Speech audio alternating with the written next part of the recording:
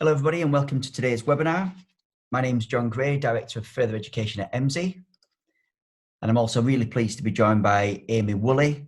Amy is a Master's Qualified Careers Practitioner, has significant experience working in the FE, HE and school sectors, and currently works at the University of Sheffield.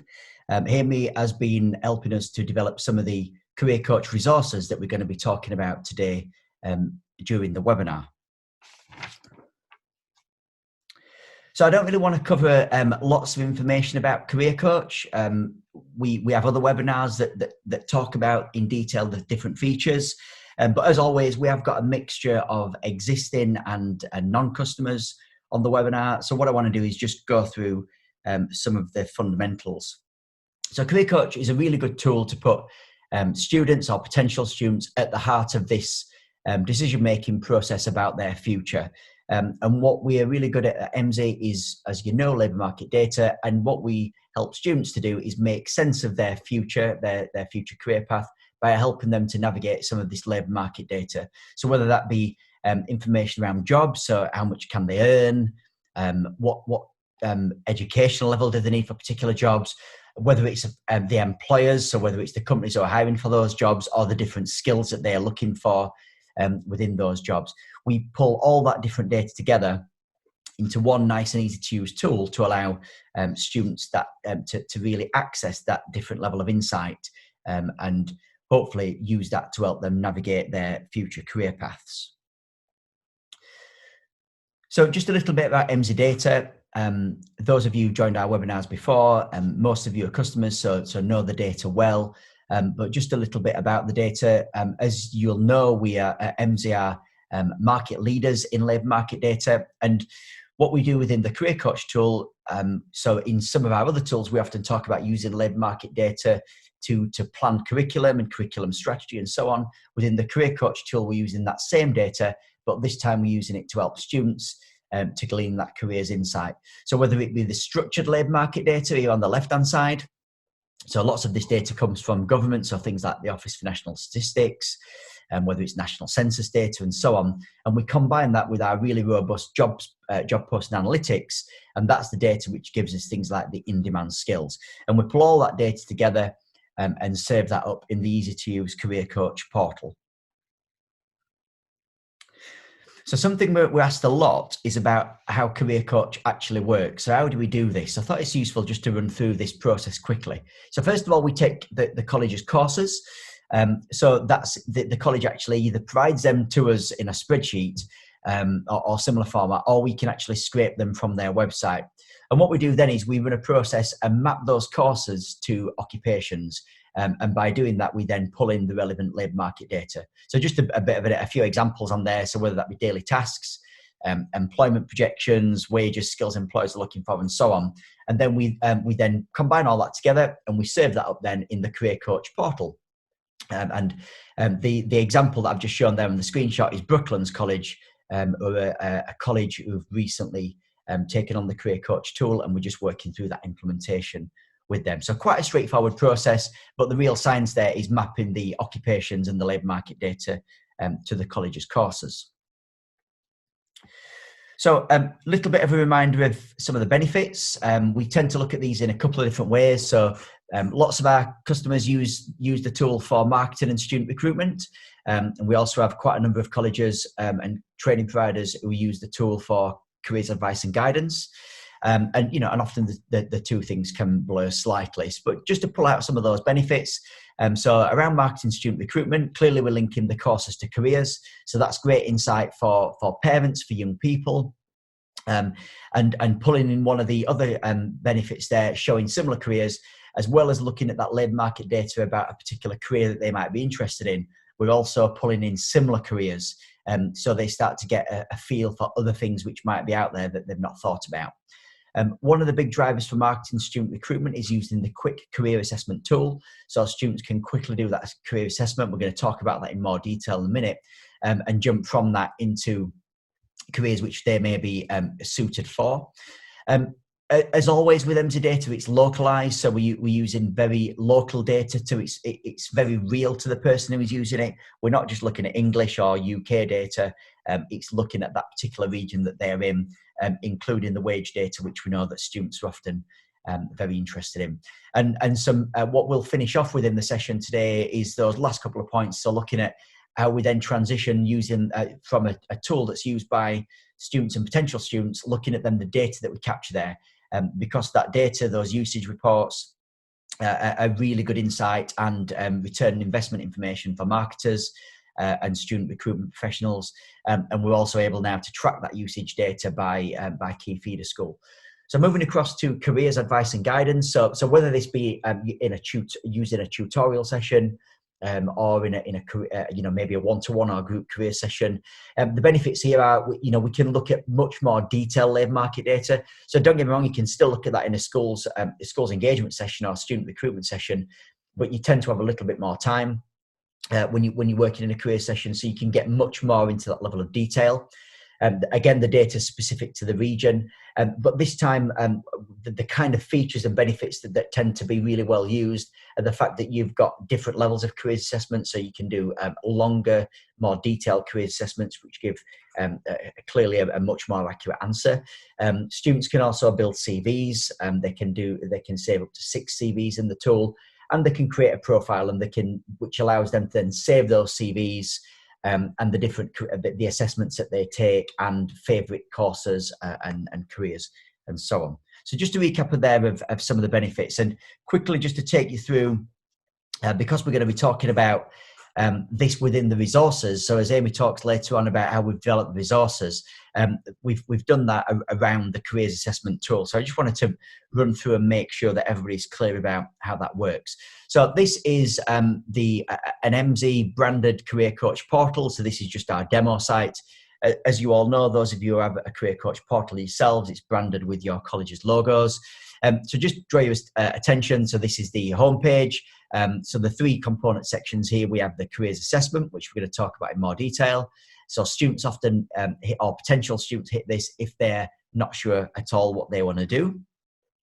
We've then got the browse career section. So some students will go straight into that if they know the kind of career that they're interested in, or if they know the course that they're interested in, so they know about the college course that you run that they're interested in, they'll go potentially straight into that course and then look at how that links back to careers. So moving on to the assessment. So you'll see here we've got the 6, the 30 and the 60 assessment question options. So as Amy will talk through when we start to look at the resources, what tends to happen is students will start with a 6 question if it's a school's engagement session, or maybe using the tool at open day or something like that. And obviously if we're doing something more in depth, like a careers advice and guidance session, then you could go through to do the 60 question assessment. So on my next slide, I just completed the 6 question assessment earlier on. Just pick those 6 questions at random, and here is the assessment results it gave me. So my top 3 traits, my kind of top 3 personality types, which we are then using to map to show the relevant career choices, occupation choices for the user. So my top 3 traits were conventional, artistic, and enterprising. Not too bad of a match, that. Say it was a random selection. And just to point out on the right hand side here, if this was actually in the tool, the student could save or download these results. That's something that even career coach users who have used the tool for quite a lot of years often miss, the fact that you can download that or save it. So we then go from those traits, so that the tool's starting to work out the personality of the user. We then get in really quickly into the top career matches. So we can see here from my random selection, I got business admin and law, education and training, and IT. And you'll note here the match. So it's saying that business admin and law was an 100% match for my personality profile. And education and training was 96%. So this is again where we start to bring in some careers that the student might not have thought about. In this example, I may have thought, yeah, I definitely want to do something around business, and that matches my profile well, but I'd not thought about education or IT. So that's where we're starting to get that benefit of the tool come through. So moving on from that, if we clicked in business admin and law, we would then get a much more detailed look at the occupations and the careers within that section. So we can see here our business admin and law is split out, and we're now into law, marketing, business management, and accounting and finance. And again, we've pulled through this percentage match. So we can see the overall group in there was 100% match, but the most relevant to my profile type is law and legal studies. So what we can do then is transition from that through into an example of, again, I've used Brooklands as an example, so of a recent career coach implementation. And then we just this example is showing chefs. So if we then chose to look at chefs as an occupation, as a career, we can then start to see the types of labour market data that we pull in. So we've got median salary and jobs, lots more labour market data within these sections, as you know, so within about and wages and employment. But the reason why I've just showed this actual screen is because here we can just see then how we've actually pulled those courses through. So this is where we've mapped the college's courses, which are relevant to that career of chef. So we get that clear link through from careers to courses, and that's why it's such a valuable tool for marketing and schools engagement. Again, on this side here, we see that it's very regionalised. That's the area of data selected by the college. And these, again, users will know this, but if you clicked on these links of the courses, that would then take you to the college's actual website and that course listing for that particular course. So moving on slightly, the reason for today's session, the primary reason of today's session, over the past few months, we've been asked quite a lot by customers to give some inspiration, some thoughts about how they can use the tools innovatively in different settings. So what we wanted to do in today's session is talk more about a structure and some tips for using Career Coach in a couple of different ways. So one being a tutorial or college career session, and one being a student engagement or a school's engagement session. And by doing that, talk you through the new resources that we have developed. So here's a look at our new Career Coach resources. Amy, please can you tell us a little bit about the main objectives of the session plans and how you put them together? Yeah, of course. So the main reason obviously to kind of look at these sessions is to obviously raise awareness of careers coach with the different cohorts, and also how to use it as a careers research tool. It's obviously about making sure that students are using the information as well as the labour market information and how it can be used for careers research. So the reason as to why we really looked at using the careers assessment tool as the initial activity for both sessions is that it's a really useful tool and easy for students to use. And like you've mentioned before, there are the different versions in which the students can look at first. It's really good for those students who are unaware of what they want to do, and it's also a good idea for those ones who have an idea, get them to kind of check their career choices, and also, like you mentioned, to explore the alternatives as well.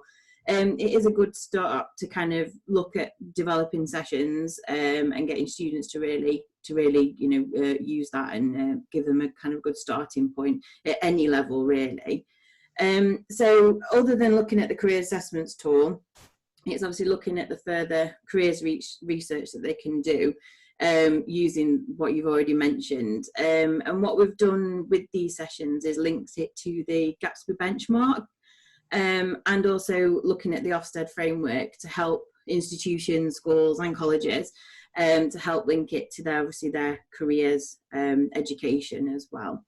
So the sessions, what we've done is we've developed a lesson plan and activity sheets that can be used either obviously online or face-to-face.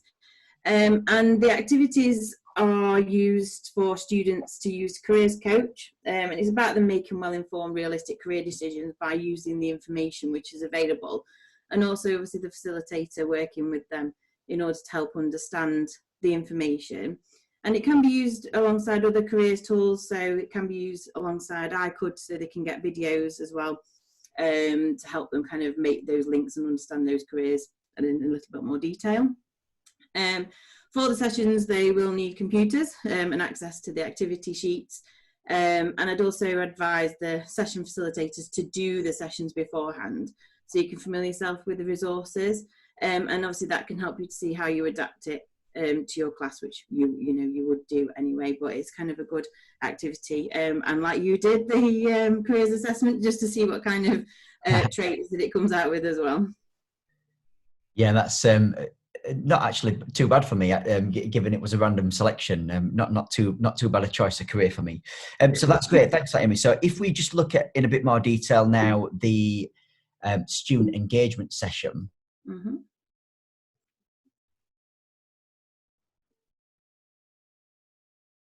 Yeah, so within this session, it's really aimed at kind of being used with either year 10 or early year 11, really when those students are looking at what choices they want to make when they leave school. And again, it's about raising awareness of careers coach and for the colleges, but also how students can use it as a tool in order to kind of make their decisions about what they want to do in their post-16s. For colleges who are delivering this in schools, it's obviously an area in which they can promote and raise awareness of their courses and apprenticeships offer. And it is also kind of a good tool in which you can use it to support schools in their careers education. Obviously, when you are delivering the session in schools, just make the school aware that you are going to be using the college's careers coaching courses as examples, which I'm sure will be fine when I've delivered sessions out in schools using the tool, and obviously using it as a promotional. They've been fine because the sessions aren't just around careers coach; it's also around the careers awareness and careers tools that you'll be doing as well. So within the structure, it is obviously important to show and introduce the careers coach to students on the college website and explain and demonstrate how it can help them to make the decisions. I think that's important, but also how they can revisit it after the session, and how, as John mentioned, they can save things and download it as well. And yeah, it is a tool that can be used for students who have no idea. And for those who obviously need to check their career ideas as well, it can kind of be a good tool to do that as well. With the activities, it's really getting them to start to think about some of those key career questions, about getting them what they need to ask themselves when researching what to do next, what career ideas that they have, and that it's all part of their career planning process. And that is key for the facilitator, really, to kind of portray to the student, is that although it's part of this activity, when they're coming to research any opportunities, these are key questions that they can ask themselves. And also it's important for them to know what kind of information, what kind of career information is available, and how to use that when making those key decisions as well. Top tips really for delivering this session and kind of running it successfully is obviously when you are asking the students to complete the careers assessment tool, as with any careers assessment tool, it's important to make them, ask them to complete it truthfully, not just to pick everything that's in the middle, as it won't give them a true reflection, of what they might be interested in. And it is important that they don't have to do those careers. It's just some suggestions, and that's obviously when they can start to think about, is it relevant, what do they like, but also to look at some of the related careers as well. Even though if they have got a definite career in mind, it can help open them up to other options as well. You may find that obviously students who know what they're wanting to do will complete their further research and related careers information quite quickly. But then again, you may find some who don't want to engage with it, they don't see the importance of career planning and things like that. So obviously it's important that then you kind of get their buy-in in their understanding of, why it's important to understand this information, why could the careers assessments is a good tool to kind of start with, and what it can inform them of. And if from that careers assessment they still haven't got any idea, maybe get them to kind of think of a job that maybe, their parents, guardians or brothers or sisters or somebody that they know so that they can do the resources and then get them to think about what they like about it and what they don't like about it, so they can compare it and start to have those kind of career ideas in mind. So they're the kind of things that I've done in previous job roles within student engagement, and obviously finding out before you run the session, which cohort you are going to be delivering it to, so you are aware of that. That's great, thanks. I mean, really, really useful tips. I think everybody listening to the session will certainly be able to relate to those and use that session plan then to get a much better session running with that group of students. So if we just move on and look in a little bit more detail now at the next session plan, which is aimed at being used for a tutorial or career session. Again, if you could just talk a bit about the structure of this, the things we've included, and again, your kind of top tips running a successful session. Yeah, so this is a tutorial session. It can be used either as part of induction, in the first 6 weeks, getting students to check if they've made the right decision on the right course. And it can also be used with students who are coming to the end of the course to look at their progression routes. And it gets the students to kind of reflect on their course and careers choices. And it can be, used as a tool for tutors to highlight really if they need any additional support from the college's career service as well. Or it could be delivered by the Central Careers Service also. Again, it's linked to Gatsby and Ofsted to, again, help with the careers education provision, and can be tailored to depending on how long the session can be, and also obviously put online for students to work with, and obviously tutors working through that as well with them. So similar to the other structure, it does use the careers assessment as the initial tool. As again, like I said before, it is a really kind of good engagement tool and a good kind of way in which you can gauge where a student is with their career planning.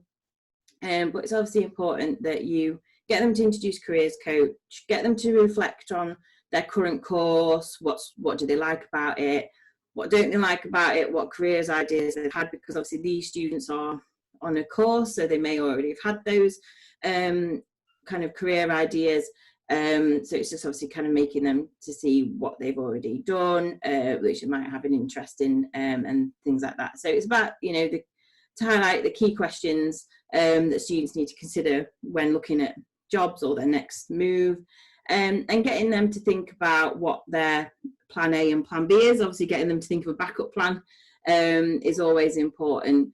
And like I said, you can adapt the whether you do the longer questionnaire or the short questionnaire, and also how many kind of activities you do with the students depending on your session time. Within this as well is the key kind of questions, and letting them know that these kind of questions are important for when they are looking at any careers research, using any careers resources, really getting them to think about, why they're doing the course, what do they like, what career ideas have they got, and are they on the right path really, and obviously what things that they can do in order to make that choice really. So kind of key tips with this session is obviously tailoring it to the students depending on what level that they're on, and obviously kind of what courses they're on and what level of course that they're on as to what their obviously kind of next steps might be, or obviously if they're starting new at the college, kind of thinking about what they've already done previously. Also, it's important to kind of inform them of the career data. So as we are aware, some careers are in decline, but it's important for the facilitator to inform them about why it might be in decline. So obviously that's where you can kind of speak with the MD team. So it could be that they, there's quite a lot of people who are due to retire, or that they're not currently many jobs in that area. However, this is the kind of thing to remind them that it's not just a one-stop shop. They never do it just once. It's always something that they need to keep revisiting. So it's important for them to look at alternative careers as well. So, for example, if a student's on a particular course or career, so in childcare or construction, you can go into a career, as John demonstrated, and show them obviously what the data is like. You can show them that the related courses are, and also careers in the area and the jobs that are in the area as well. And yeah, it for the students who have obviously kind of looked at the courses but may be interested in other careers that they want to go into. It's obviously highlighting those transferable skills that they've gained from what's been on your course, that they can go on to do in other careers or on other courses or other apprenticeships, whatever it is, and or another university kind of study, whichever their next level of education or job is. So kind of those are the kind of key things. And again, as a facilitator, making sure that you've done the activities and that you understand the resources on Careers Coach and how to deliver that will help you when tailoring the session to your students as well. That's brilliant. Thanks ever so much, Amy. And really useful to go through that in that detail. If people do have other questions for myself or Amy about how to run the sessions, and at the end of the presentation, my email address will be on there. Please drop me a line and we can, myself or Amy, will come back to you on that. So just to move on to the final couple of slides, what I wanted to do now is just to really show you the power of the data that sits behind Career Coach. So clearly, what we've gone through today, the student will get lots of benefit from getting that careers insight to help them on their journey. As institutions, whether it's in FE, HE or a school, you can collect some really valuable data that combines, aggregates those kind of individual uses. So this is just looking at some data within a dummy site of Career Coach, but just to show you the kind of thing that we capture here. So this is looking at the last 6 months, but we could change this to the last 12 months or last 7 days and get quite granular on that. And what we can see here is the total number of visits. So we can map out over the period, over this last 6 months, we can see this college had over 10,000 total visits. And down here, we're mapping out the total visits and the unique visits. So they're quite closely matched there. This type of pattern tends to work when colleges are using the tool for schools engagement, because the participants will use the tool just once in a schools engagement session. Others, where students are using the tool much more regularly, you will see a much higher number of total visitors and obviously a lower number of unique visitors, because people are using it multiple times. And we could get lots more data across this, so looking at top activities, geography assessments and so on. So just to show you a couple of examples of that. So this is looking at top activity. So here we can see from those 10,000 or so visits, the top courses, the top careers and top courses which were viewed. So the top viewed careers, in this case, are primary and nursery education, special needs education and nurses. And again, because of the volume of usage in there, you're getting some really good information about what students are interested in. And as I'm going to show you in a few seconds, particularly if you drill this down to the key feeder school, you can start to build up information over a period of months and years, whether certain schools are interested in certain careers or certain courses. And again, that can really drive marketing, recruitment, and careers advice and guidance strategies. So a couple of other little snippets of data there that we can see. This is showing the total assessments. So the assessments which have been completed and assessments which have been started. So from that 10,000 total visits, we're showing here that 7,655 assessments have been started, and then a high proportion of those, so 6,490, had actually been completed. So really useful there to show, albeit maybe a relatively small careers or IAG intervention, nonetheless, it is still an intervention and an assessment, and really good to support inspections, whether that be Ofsted or Welsh and Scottish equivalents, or things like Matrix, again, or Welsh and Scottish equivalents. So last little bit of data there I just wanted to share. This is just pulled out into an Excel spreadsheet, just so you can see how you can interrogate this. And what I've done here is just put in some dummy school data. So this would be, so for Career Coach users, you can upload your key feeder schools. So these are just like 5 example schools. And what you can do then is you can split the data out so that you can see the most interested careers, so the top viewed careers by each school. And again, that can give you some really good ways to then target further marketing strategies or careers advice and guidance strategies for those particular school. So that's a relatively new feature to Career Coach. Again, if you want more information on that, then please let me know. So that concludes things for today. I hope that you found the webinar useful. A big thank you to Amy for joining us and talking through from a careers expert perspective, how you can use some of the data and the structured way in which to do that in the sessions. As I said, my email address is on there. If you have any questions at all, please drop me a line and I can always then pass them on to Amy and we can get you a response if it's something a bit more detailed that you're looking for. So thanks again for joining. Stay safe and I hope to speak to you again soon.